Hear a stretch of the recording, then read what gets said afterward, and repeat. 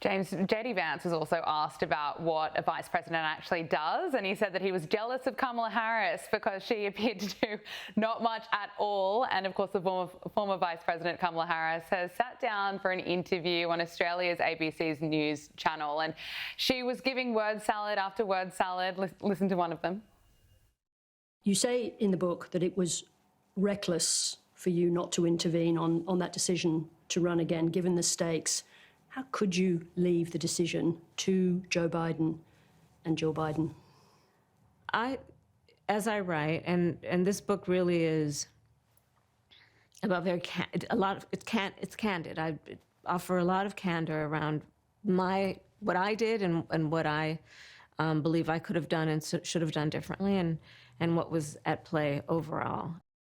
James, you just think about how many times Kamala Harris has been asked this question about Joe Biden, and she still doesn't have a clear answer.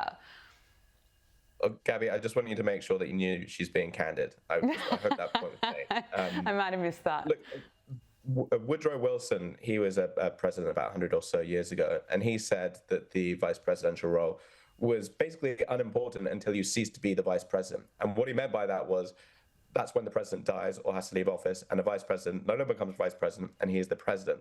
Kamala Harris, for 4 years, was a heartbeat away from the full presidency. Mm-hmm. Now, when you speak like that, and you know what the question's going to be, and you've been asked this question 100 times every single month, not even after the book tour, during the book tour, and before the book tour, how she can't provide a better answer than that, it absolutely beggars belief. And I know she's been flirting with another presidential run. I cannot think of anything worse for the Democratic Party than for her to run again.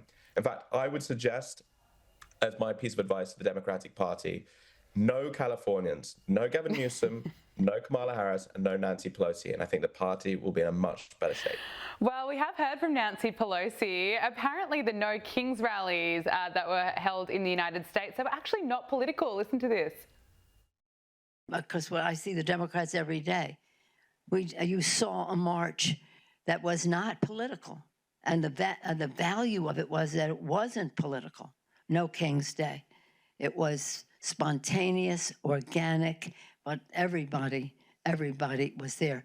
And that's what's important, is what are the people thinking? What are they hopeful about? What are they willing to get out the vote for? James, I must have got that wrong. Wasn't political at all. I would love to just spend a day in Nancy Pelosi's head just to figure out what she sees, because No Kings, was that meant to be some kind of reference to King Charles or something? I don't understand. If this wasn't a political rally or a Republican rally, then what on earth was it?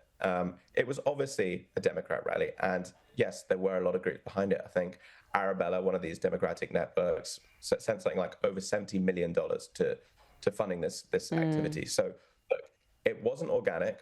I saw the posters all over the streets in New York in the first 3 weeks in the build up to it. So the fact that this was organic or spontaneous, I mean, it's just absolute nonsense. I don't know where she's getting that from.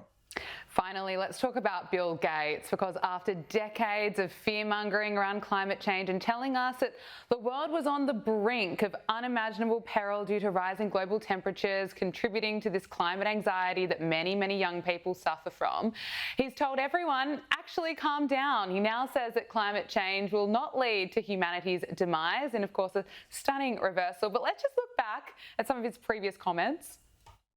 The world emits over 51 billion tons of greenhouse gases.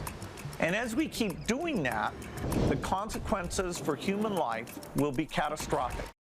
Catastrophic. Well, he now says, although climate change will have serious consequences, particularly for people in the poorest countries, it will not lead to humanity's demise. James, what's going on here? What's with the backflip?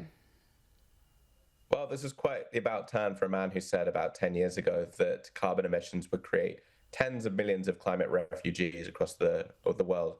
That clearly has not come to light. And all I can say is that I'm glad that Bill Gates has finally seen some sense in this.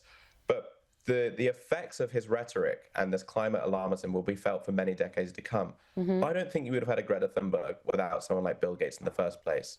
Because when you are trading in this kind of alarmist rhetoric, it's going to fuel a millenarian response from people like Greta Thunberg.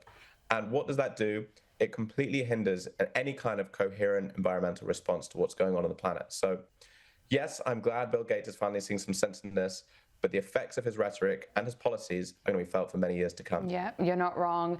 James Billow, newsroom editor at Unheard, thank you so much for joining us. Thank you.